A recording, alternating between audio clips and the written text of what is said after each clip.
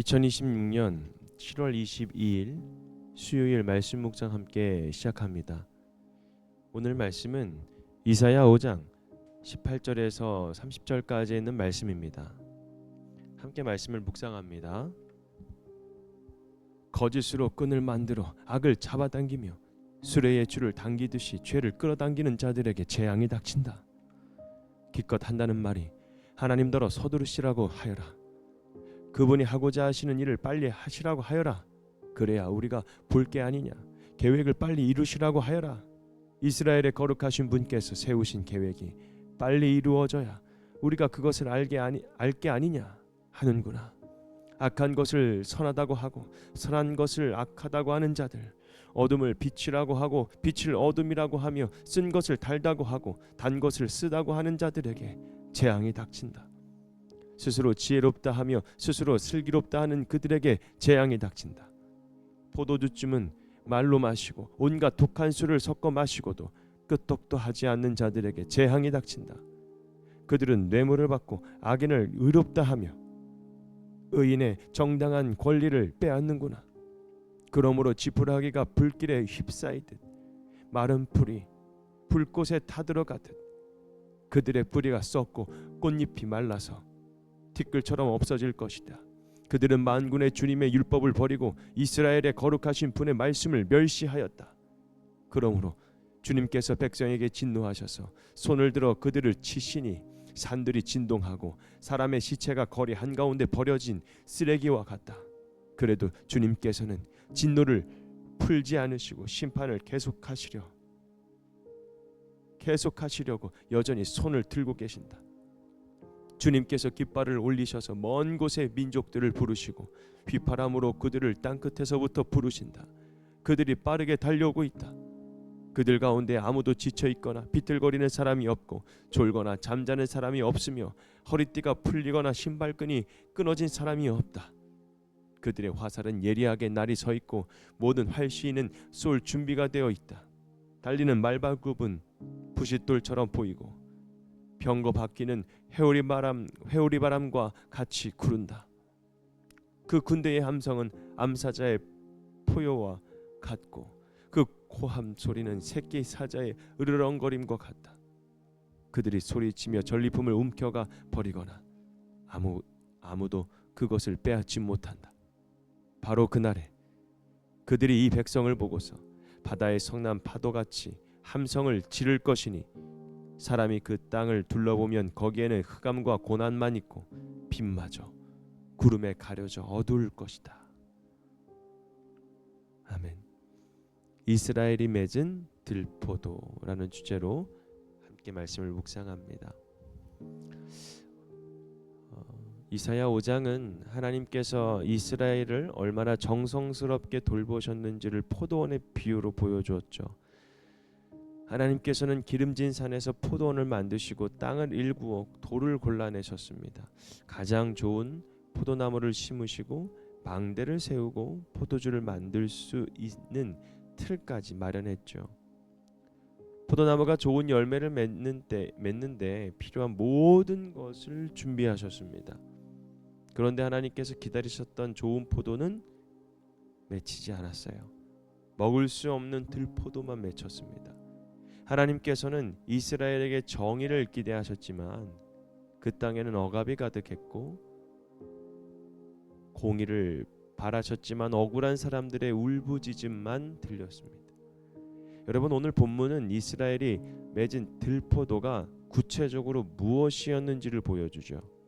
그들은 죄를 끌어당겼고 선과 악의 기준을 바꾸었으며 하나님의 말씀을 멸시했습니다. 겉으로는 하나님의 백성이었지만 실제 삶의 기준에서 보면 하나님이 아니라 바로 자기 자신이었죠.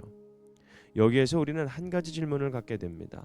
하나님의 은혜를 받은 이스라엘은 왜 좋은 열매가 아니라 들포도를 맺었을까? 여러분, 오늘 말씀을 통해서 함께 또 우리의 삶에는 어떤 열매가 맺히고 있는지를 함께 생각해보며 은혜의 시간, 또 묵상의 시간이 되기를 바랍니다. 여러분, 먼저 죄를 멀리하지 않고 어떻게 했나요? 끌어당겼습니다. 18절의 말씀을 보면 이사야는 거짓으로 끈을 만들어 악을 잡아당기며 수레의 줄을 당기듯이 죄를 끌어당기는 자들에게 재앙이 닥친다. 여러분, 이스라엘 백성은 어쩌다 실수로 죄에 빠진 사람들이 아니었습니다. 그들은 죄를 끈으로 묶어서 자신들의 삶 속으로 끌어당겼습니다. 수레를 끌듯이 죄를 끌고 다녔다는 것입니다. 처음에는 가느다란 끈처럼 보였을 것이죠. 아주 작은 거짓말, 사소한 욕심, 가벼운 타협으로 시작했을 것입니다. 이 정도는 괜찮겠지. 다들 이렇게 살아가는데 무엇이 문제인가? 이번 한 번뿐인데 괜찮겠지. 여러분, 그러나 죄를 계속 가까이 하면 어느 순간 그 죄가 수레처럼 무거워집니다. 내가 죄를 끌고 가는 것 같지만 결국에는 죄가 나를 끌고 가게 됩니다. 더 심각한 것은 그들의 마음이 무뎌졌다는 사실이죠. 19절의 말씀을 보면 하나님을 향해 조롱하듯이 말합니다. 하나님더러 서두시라고 하여라. 그분이 하고자 하는 일을 빨리 하시라고 하여라. 그래야 우리가 볼 게 아니냐. 여러분, 그들은 하나님의 심판을 믿지 않았어요. 하나님께서 살아계신다면 보여달라. 심판하신다면서 왜 아무 일도 일어나지 않냐. 하나님의 계획이 있다면 당장 이루어 보아라. 여러분, 하나님을 두려워하기는커녕 어떻게 하고 있나요? 하나님을 시험하고 조롱했습니다. 죄가 반복되면 사람의 마음은 점점 무뎌집니다. 처음에는 죄를 짓고 마음이 불편하지만 계속 반복하면 불편함이 줄어든다는 거죠. 나중에는 죄를 죄라고 말하는 사람을 오히려 불편하게 만듭니다. 여러분, 죄가 작아 보일 때 멈춰야 되는 거예요. 마음속에 작은 미움이 생겼을 때, 욕심이 올라올 때, 진실을 감추고 싶은 마음이 들 때 즉시 하나님 앞에 내려놔야 됩니다. 죄를 끌어당기지 말고 멀리 해야 되는 것입니다. 회개는 죄를 인정하는 데서 끝나는 것이 아니라 죄를 끌어당겼던 그 손을 놓고 빗나갔던 과격을 다시 조준하여 하나님께로 방향을 돌리는 겁니다. 그래서 하나님의 말씀보다 자신을 기준으로 삼았기 때문에 그들에게는 들포도의 열매를 맺었습니다. 20절 말씀 보면 악한 것을 선하다고 하고 선한 것을 악하다고 하고 어둠을 빛이라고 하고 빛을 어둠이라고 하고 쓴 것을 달다고 하고 단 것을 쓰다고 하고.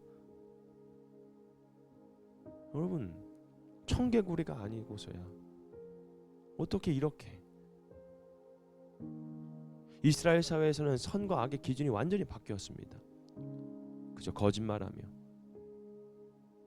자기 뜻대로만 이야기하고 자기 생각대로가 정답이라고 생각하고 악을 행하면서도 선한 일을 하고 포장했고요.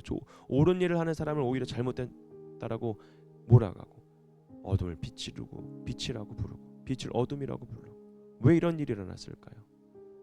그 이유는 21절에는 말씀 보면 나옵니다. 스스로 지혜롭다 하여 스스로 슬기롭다 하는 그들에게 스스로 하나님의 말씀을 묻지 않고 자기 생각이 옳고 자기 판단이 정확하고 자기 생각이 지혜롭다라고 생각한 겁니다. 즉 하나님의 기준이 아니라 누구 기준입니까? 자기 자신이 기준이 된 것입니다. 사람이 자기 자신을 기준으로 삼으면 선과 악은 얼마든지 바뀔 수가 있습니다. 왜요? 이유가 뭘까요? 나에게 유리하게 적용하기 때문에 그렇습니다. 나에게 손해가 되면 안 되니까요. 내가 좋아하면 옳은 것이 되니까요. 내가 싫어하면 틀린 것이 되는 거예요. 그러나 하나님의 말씀은 우리의 감정에 따라 달라지지 않습니다. 우리가 불편해서 진리가 거짓이 되는 것이 아닙니다. 많은 사람이 동의한다고 해서 잘못된 것이 옳아지는 것이 아닙니다. 22절과 23절은 무너진 사회의 그 기준이 무너진 사회의 모습을 우리에게 보여줬죠. 사람들은 술을 많이 마시는 능력을 자랑했고 권력을 가진 사람들은 뇌물을 받고 악인을 의롭다고 선언하고 반대로 의로운 사람이 정당한 권리를 빼앗아. 여러분, 이스라엘은 하나님의 백성이었지만 그들의 삶에는 하나님의 공의가 전혀 나타나지 않았습니다. 한번 생각해 보십시오. 우리도 말씀을 읽으면서 말씀보다 내 생각을 더 앞세울 때가 있지 않습니까? 말씀이 나를 바로잡도록 하기보다 내가 원하는 답을 얻기 위해서 말씀을 이용합니다. 내 잘못을 회개하기보다 상대방을 판단하는 근거로 말씀을 사용합니다. 이것은 아니죠. 말씀 묵상은 내가 말씀을 평가하는 시간이 아닙니다. 말씀이 나를 비추고 판단하고 고쳐주도록 내 마음을 여는 시간입니다. 그래서 말씀 앞에서는 이렇게 물어야 됩니다. 내 생각이 옳은가가 아니라 하나님께서는 무엇을 옳다고 말씀하시는가? 내가 원하는가? 아니라 하나님께서 기뻐하시는가? 좋은 열매는 내가 원하는 대로 살아갈 때 맺히지 않습니다. 하나님의 말씀을 삶의 기준으로 삼을 때 맺히게 됩니다. 우리의 생각을 말씀 위에 세우려고 하지 말고 말씀 위에 우리의 생각과 삶을 세워야 되는 것입니다. 또 하나는 하나님의 말씀을 버리고 멸시했기 때문에 들포도를 맺었죠. 24절 말씀 보면 이스라엘이 심판받게 된 가장 근본적인 이유를 말합니다. 그들은 만군의 주님의 율법을 버리고 이스라엘의 거룩하신 분의 말씀을 멸시하였다. 이스라엘이 무너진 이유는 단지 군사력이 약한 것이 아니에요. 주변 나라가 강했기 때문에가 아니에요. 하나님의 율법을 버리고 말씀을 멸시했기 때문에 무너졌습니다. 그렇기 때문에 주변 나라를 하나님께서 사용하셨고 그들을 이스라엘의 심판 가운데에 도구로 쓰임받았다라는 거죠. 여러분, 말씀을 멸시했다라는 것은 성경을 공개적으로 비난하고 이게 아닙니다. 말씀을 듣고도 따르지 않는 것입니다. 말씀이 중요하다고도 말하면서도 실제적으로 선택에는 내 욕심에 따르는 것이 바로 말씀을 멸시하는 모습입니다. 이스라엘은 하나님의 말씀을 몰랐던 백성이 아닙니다.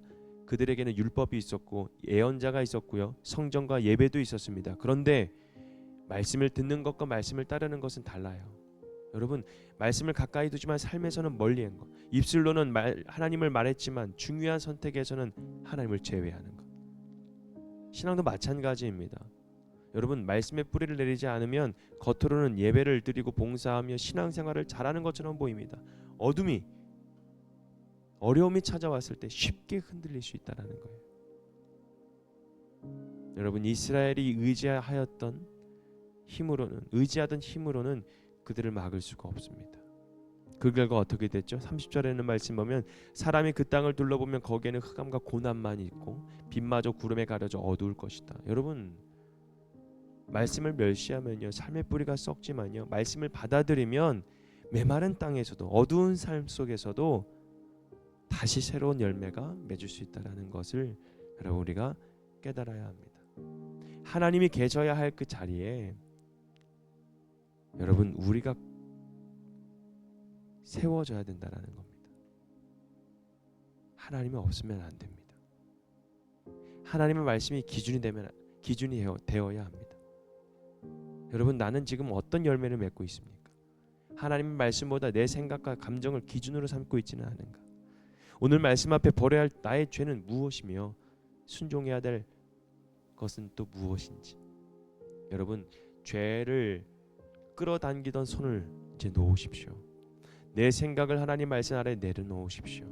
말씀 듣는 데서 멈추지 않고 작은 것에서부터 순종해 주십시오. 그것이 하나님 말씀 앞에서 겸손히 서는 모습인 줄 믿으시기를 바랍니다.